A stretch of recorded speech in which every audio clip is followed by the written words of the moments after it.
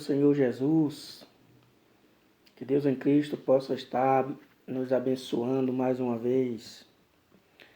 E por falar mais uma vez, eu quero aqui estar trazendo uma porção da palavra de Deus, respondendo 3 perguntas a respeito da Bíblia Sagrada.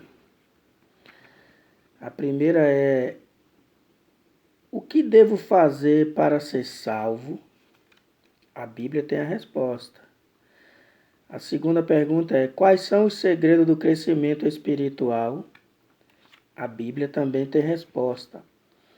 E por último, o que é pecado? A Bíblia também tem a resposta. Então eu quero dar uma explicação aqui breve a respeito dessas 3 perguntas que alguém faz no seu dia a dia. E aí a gente pode usar a Bíblia para poder dar essa resposta. Veja que na primeira carta de João, capítulo 5 e o versículo 13, a Bíblia diz assim: para que saibais que tendes a vida eterna.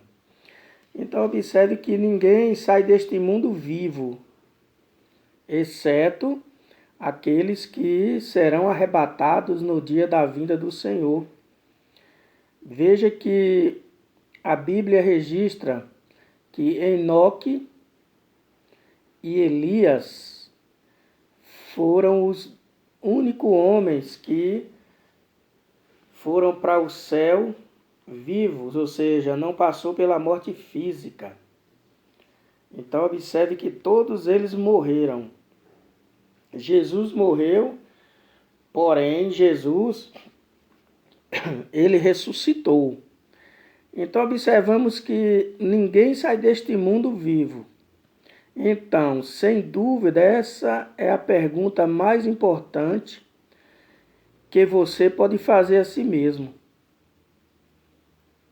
Porque, na verdade, a Bíblia diz, como eu li lá em João, primeira carta de João, capítulo 5, versículo 13, para que saibais que tendes a vida eterna.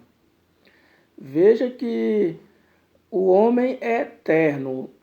Ele vive eternamente com Deus no céu, ou ele vive eternamente sem Deus no lago de fogo. Então o homem ele é eterno, ele é indestrutível, mas para Deus o importante não é a pessoa ter uma vida eterna fora dele. Para Deus é importante ter a vida eterna junto com ele. Quando eu falo em relação que o homem é indestrutível, eu não falo do seu corpo.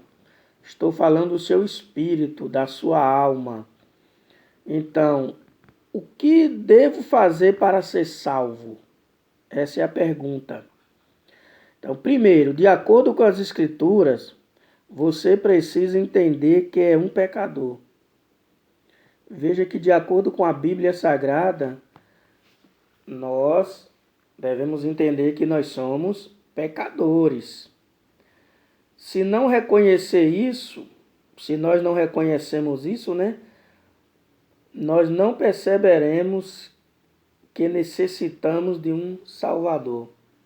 Ou seja, se você não reconhece isso, não perceberá que necessita de um Salvador. Se você não perceber que você é um pecador, então você não precisa de Jesus. Então observe bem que a Bíblia diz em Romanos capítulo 3 e o versículo 23, porque todos pecaram e destituídos estão da glória de Deus. Veja, todos pecaram, todos os seres humanos pecaram e todos que vão nascer ainda estão debaixo do pecado. Além disso, você deve arrepender-se de seus pecados. Arrependimento é uma palavra que descreve uma disposição para nos afastarmos de nossos pecados e irmos em direção a Jesus Cristo. Então veja que reconhecemos que somos pecadores e precisamos nos arrepender de nossos pecados. Então veja que quando a pessoa se arrepende, ele tem uma disposição para se afastar dos pecados e ir em direção a Cristo. Então isso significa literalmente uma curva em forma de U, né? Na estrada da vida.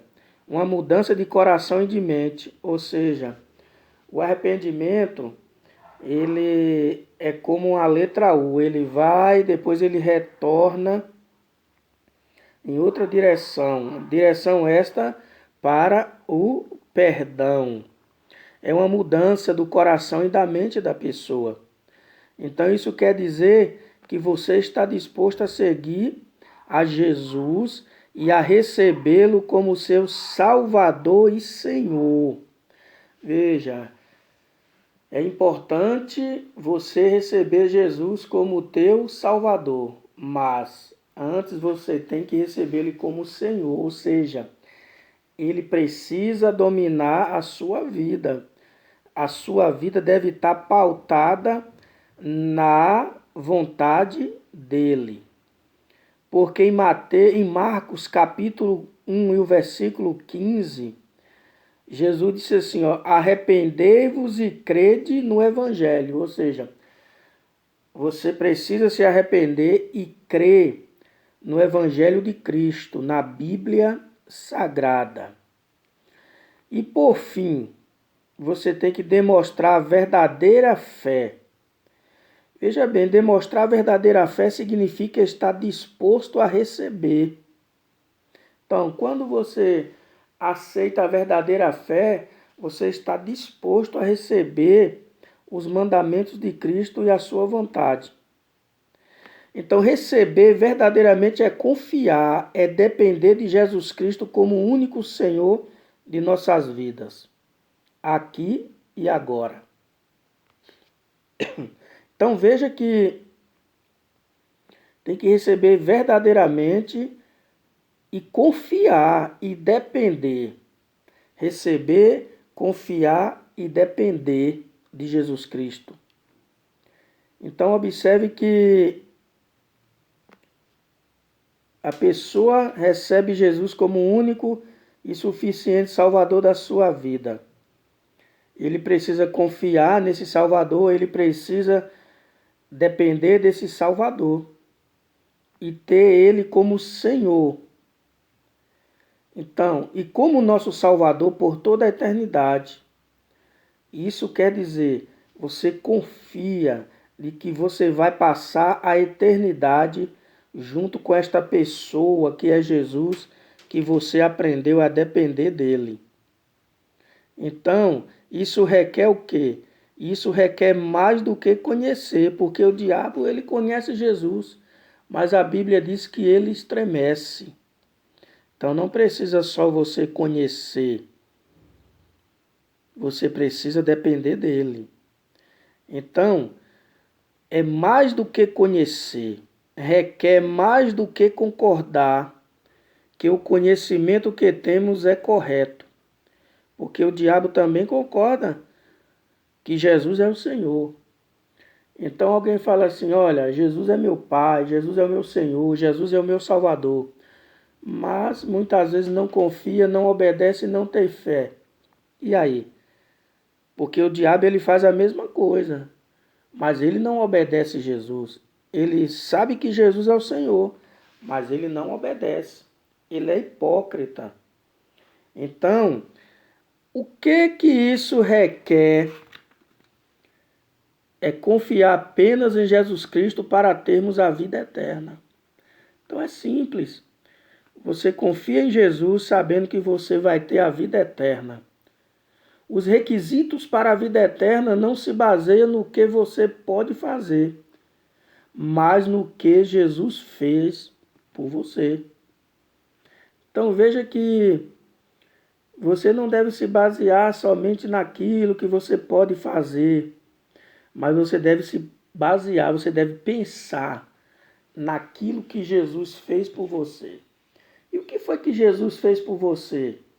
Morreu na cruz do Calvário, derramou todo o seu sangue e ressuscitou ao terceiro dia para dar a vida eterna para aqueles que confiam nele.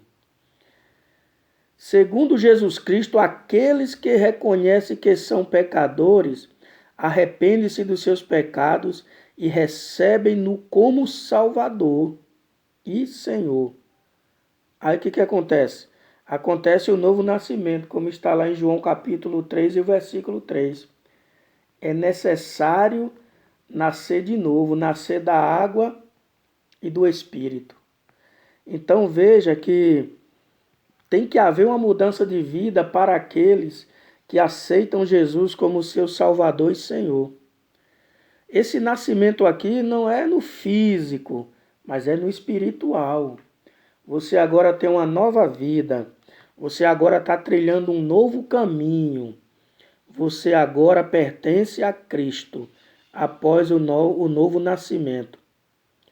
A realidade da nossa salvação não depende de nossos sentimentos, mas da promessa de nosso Salvador que diz, lá em João capítulo 5, 24, diz assim, ó, na verdade vos digo que quem ouve a minha palavra e crê naquele que me enviou tem a vida eterna e não entrará em condenação, mas passou da morte para a vida.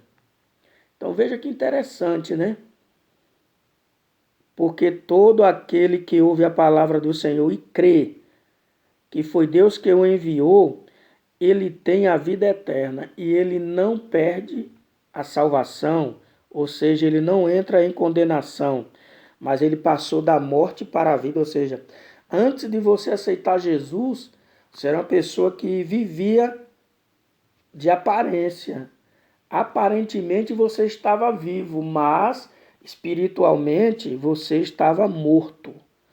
Então, porque a Bíblia diz, mas passou da morte, olha bem, então você estava no estado de perdição. E agora, depois que você aceita Cristo, você passa para a vida. Passou da morte para a vida. Olha o que João escreve no capítulo 3, o versículo 16. Porque Deus amou o mundo de tal maneira que deu seu Filho unigênito para que todo aquele que nele crê não pereça, mas tenha o quê? Tenha a vida eterna. Então veja que Deus enviou o Filho dele para este mundo para salvar, o único Filho que ele tinha, para que todo aquele que nele crê. Por que não fala todos? Porque nem todos creem em Jesus. Mas todo aquele, do sentido individual, tem a vida eterna. A todo aquele que nele crê. Quem é ele? Jesus. Então, quando a pessoa crê em Jesus, ele tem a vida eterna. Aí depois que você aceita-o como Salvador e Senhor, aí Paulo escrevendo aos Romanos capítulo 10 e o versículo 9 e 10, ele vai nos dizer agora como é que nós devemos fazer. Ele diz, olha, se com a tua boca confessares ao Senhor Jesus e em teu coração creres que Deus o ressuscitou dos mortos, serás salvo, visto que com o coração se crê para a justiça e com a boca se faz confissão para a salvação. Então, depois que você aceita Cristo, você confessa a Ele publicamente, né? Você confessa a Ele internamente, né? Que você vai crer em seu coração, que Deus o ressuscitou dos mortos, aí você será salvo. Ou seja, enquanto você permanecer com essa fé em Jesus Cristo, você é salvo. Agora, no dia que você negá-lo e morrer, aí você perde tudo aquilo que você fez. Mas necessário é que você permaneça em Cristo para ter a vida eterna. Então, a pergunta desse curto estudo foi: o que devo fazer para ser salvo? E aqui eu dei uma rápida explicação a respeito. Agora vamos partir para a segunda pergunta. Quais são os segredos do crescimento espiritual? Olha, você já aceitou Jesus, então agora você vai ter um crescimento espiritual juntamente com Jesus. Vejamos, de acordo com Jesus Cristo, aqueles que se arrependem e recebem-no como Salvador e Senhor, nasceram de novo. Ou seja, você aceitou a Cristo, você agora é uma nova criatura, você tem agora um novo caminho para andar. Você pertencia ao império da morte, agora você pertence agora ao reino da vida, ao império da vida. Então não é fisicamente, mas é espiritualmente. Você agora tem uma nova vida, você nasceu de novo. Nicodemos não entendeu isso. Nicodemos, quando Jesus falou para ele, Nicodemos, necessário é você nascer de novo, ele falou, ora, não estou entendendo, Senhor. Como pode um homem velho voltar ao ventre da minha mãe e nascer novamente? Mas Jesus não estava falando desse nascimento, Jesus estava falando do nascimento espiritual, ter uma nova vida. Não era um nascimento no físico, mas era um nascimento espiritual. E com esse nascimento espiritual deve vir o crescimento espiritual. Portanto, é fundamental estar intimamente familiarizado com o ABC do crescimento espiritual. Olha, quando você aceita Jesus, você não deve retroceder, você deve ir avante. Veja que a nossa vida espiritual é como degraus de escada. Você galga um degrau, aí Jesus vem, tira aquele degrau e você pisa no outro degrau. Não tem como você retornar, porque não tem mais aquele degrau. Se você retornar, você cai. Assim também é na caminhada com Jesus. Você não deve se desviar, não deve retroceder, não deve ir para a esquerda, não deve ir para a direita, não deve voltar. Você tem que seguir em frente. Então, veja aqui que, primeiro, nenhum relacionamento pode se desenvolver sem uma comunicação constante e sincera. Veja que no mundo físico, para alguém manter um relacionamento com ele, primeiro tem que conversar com ele, tem que conhecer, para aquele relacionamento venha se desenvolver através de uma comunicação constante e sincera. Isso é verdade nos relacionamentos humanos, mas também nosso relacionamento com Deus tem que ser assim. Você precisa ler a palavra, Deus falando com você através da palavra. Você precisa agora falar com Deus através da oração. Você precisa se dedicar a Ele através do jejum, cultuar e procurar uma igreja para você poder estar ali cultuando ao Senhor. Isso aqui serve uma parte para os novos convertidos, né? Então, e se quisermos nutrir um forte relacionamento com o nosso Salvador, devemos estar em constante comunhão com Ele. E o caminho para isso é a oração. Então, como eu falei antes, precisa orar. A comunhão dos seus filhos para com Deus é através da oração, da leitura da palavra, de congregar, de estar juntamente ali com os irmãos, né? Isso é muito bom, compartilhando informações, fazer amizades, mas no relacionamento com Deus você deve começar pela oração. Além disso, é fundamental passarmos tempo lendo a revelação escrita de Deus, que é a Bíblia, né, que fala acerca dele mesmo. Esta não só constitui o alicerce de uma vida de oração efetiva, mas é a base para todos os outros aspectos da vida cristã. Então, veja que a Bíblia ela não só constitui o alicerce de uma vida de oração efetiva, mas ela é uma base para todos os outros aspectos da vida cristã. Ou seja, tudo que você procura na Bíblia você vai encontrar. Qualquer assunto você vai encontrar na Bíblia Sagrada. E a Bíblia fala acerca de Deus. O que a Bíblia fala acerca de Deus? acerca de Jesus, acerca do Espírito Santo, acerca dos discípulos, a história, tudo, né? A história de Israel, como foi que nós surgimos, como foi que Deus fez esse mundo, quem é Deus. Então a Bíblia Sagrada ela vai responder todas essas perguntas para nós. Então, enquanto a oração é o nosso principal meio de comunicação com Deus, a Bíblia ela é a principal maneira de Deus se comunicar conosco. Então, enquanto você ora, você está falando com Deus. Quando você lê a Bíblia, Deus está falando com você. A Bíblia fechada, ela é Deus falando, assim também aberta também. Então esse negócio de falar assim, a Bíblia fechada é um livro qualquer e ela aberta é Deus falando, não. Ela fechada, ela não é um livro qualquer. Ela fechada, ela é Deus falando conosco. Porém, é Deus em silêncio. Por quê? Porque você não a abriu para você ler. Porque quando você fecha, Deus ficou em silêncio. Mas quando você abre, aí você vai ler as páginas sagradas, aí Deus começa a falar com você. E Deus tem outras maneiras também de falar com você, através de um profeta, através de um sonho, através de uma revelação. Porém, tudo isso tem que estar pautado dentro da palavra. Então, nada pode ser importante de que ir até a palavra e recebê-la em nós. Se deixarmos de fazer refeições balanceadas regularmente, no fim sofreremos consequências físicas. Veja quando alguém para de se alimentar, o que acontece? Ele vai se definhando e pode chegar até a morte física.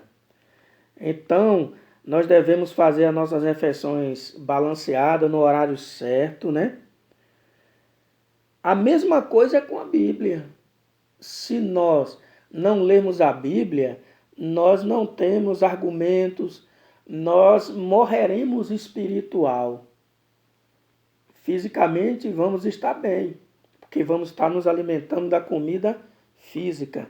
Mas a Bíblia, ela é um alimento espiritual. Então todo aquele que quer ter um crescimento espiritual, ele tem que ir no oceano que é a Bíblia, que nos fornece a água da vida, que é Jesus, e também todos os nutrientes para a nossa vida espiritual estar bem com Deus. Então, o que é verdade para o homem exterior também é verdade para o homem interior. Ou seja, quando a pessoa se alimenta, ele tem aquela alimentação, ele vai nutrir e vai deixar a pessoa com um bom aspecto, a pessoa tanto no físico. Então, no espiritual é diferente. Você vai comendo a Bíblia no sentido figurado, né? Você vai lendo, então você vai tendo saúde interior. Então, se nós não nos alimentarmos regularmente da palavra de Deus, passaremos o quê? Fome espiritual. E não é bom o crente deixar de buscar na palavra de Deus tudo aquilo que ele precisa. E, finalmente, é crucial que os novos convertidos se tornem participantes ativos de uma igreja saudável, equilibrada. Nas Escrituras, a igreja é mencionada como o corpo de Cristo.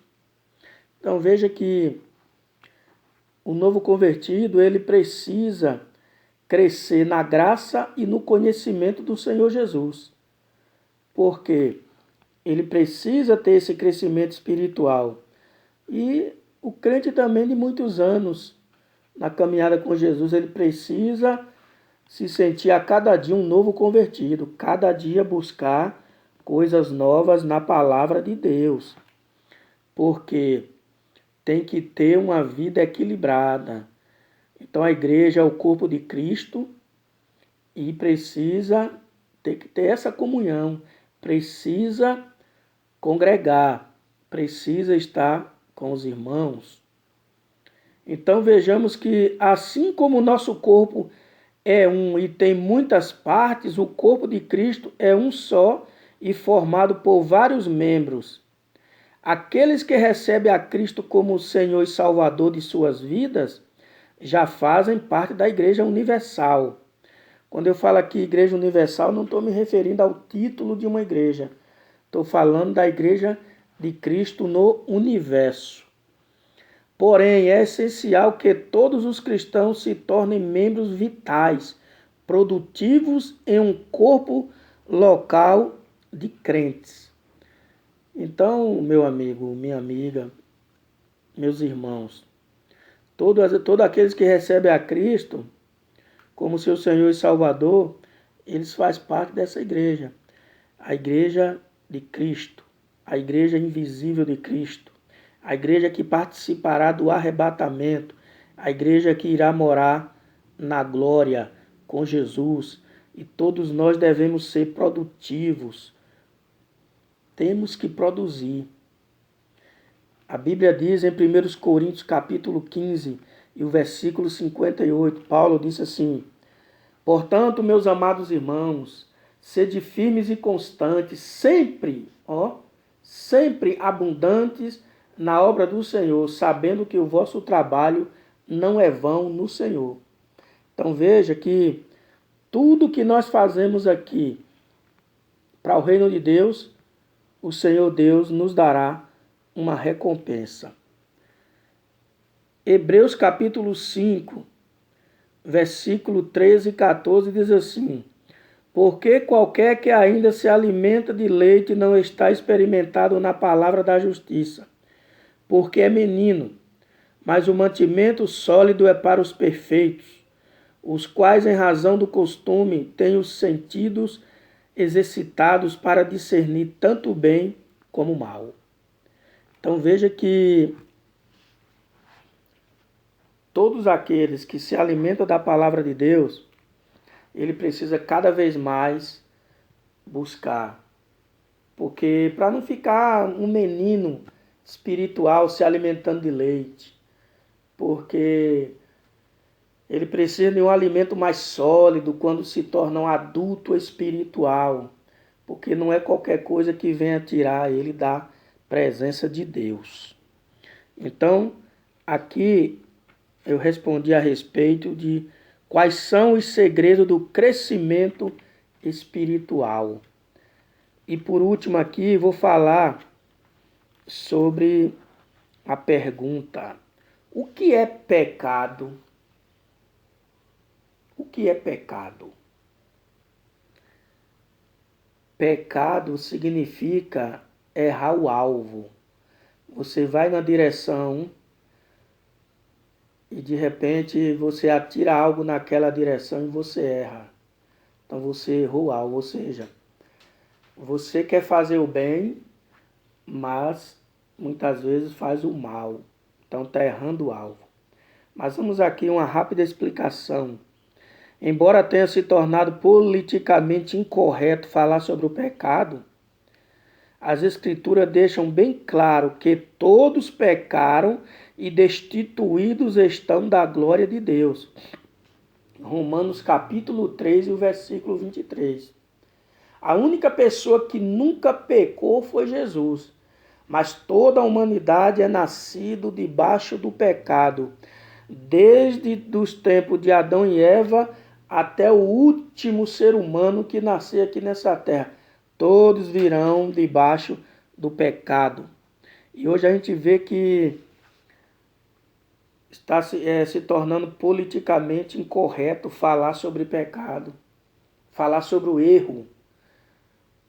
Alguém não gosta, alguém acha que está ferindo e por aí vai. Mas a Bíblia diz que todos pecaram e se afastaram de Deus e todos mereciam o lago de fogo e enxofre. Mas Jesus, aleluia, louvado seja o nome de Jesus para todo sempre, veio a este mundo e morreu por nossos pecados e nos livrou da condenação eterna. Então, mas o que é pecado de acordo com a perspectiva bíblica? O que a Bíblia fala sobre o pecado? Primeiro, pecado não é apenas assassinar, violentar ou roubar. Pecado é deixar de fazer as coisas que devemos fazer e fazer aquela que não devemos. Então, isso aí é pecado. Resumindo, pecado é uma palavra que descreve qualquer coisa que não alcança o padrão de perfeição de Deus. Ou seja, o pecado é uma barreira entre você e um relacionamento satisfatório com Deus. Assim como a luz e as trevas não podem existir juntas, Deus e o pecado também não. Veja que Deus ama o pecador, mas Deus detesta o pecado. Só que Deus não é aquele carrasco que está ali com o chicote na mão para bater no primeiro que errar. Não. Muitas pessoas passam a imagem de Deus dessa forma. Só que Deus não age assim. É tanto que ele permitiu que o seu filho sofresse uma morte horrenda na cruz para dar salvação para a humanidade. Então, Deus ele não gosta do pecado, ele ama as pessoas, ele ama o pecador, mas ele odeia o pecado, mas ele quer que o pecador se torne um pecador arrependido e não um pecador contumaz. Sabe aquele pecado contumaz? É aquele pecado que você faz hoje, você faz amanhã, vai pedindo perdão, faz depois e nunca larga. O pecado, você cometeu ele, então você não faz mais. E se você souber que aquilo é errado, que aquilo vai ferir o coração de Deus, não faça. Mas se isso acontecer, peça perdão e obtenha vitória. Como? Não repetindo mais aquele erro. Então veja que Deus e o pecado eles não vivem juntos, porque Deus é luz e o pecado é trevas. Então a luz e a treva não combinam. Veja que quando você vai até o interruptor que acende a luz, tudo fica claro. Quando você apaga, tudo fica escuro. Ou seja, quando um chega, o outro tem que sair. Quando a luz chega, o pecado sai. Então é assim que funciona. Luz e trevas não podem existir juntas. Deus e o pecado também não. Deus não convive com o pecado. Deus convive com o pecador arrependido. E Deus está sempre procurando as pessoas para que se arrependam dos seus pecados e que tenha a vida eterna e vá morar junto com Ele na eternidade. Além disso, o pecado é uma barreira entre nós e as outras pessoas. Aqui se tratando dos seres humanos, né? Quando nós erramos, alguém se afasta de nós. Por quê? Nós cometemos um delito. Então o que acontece?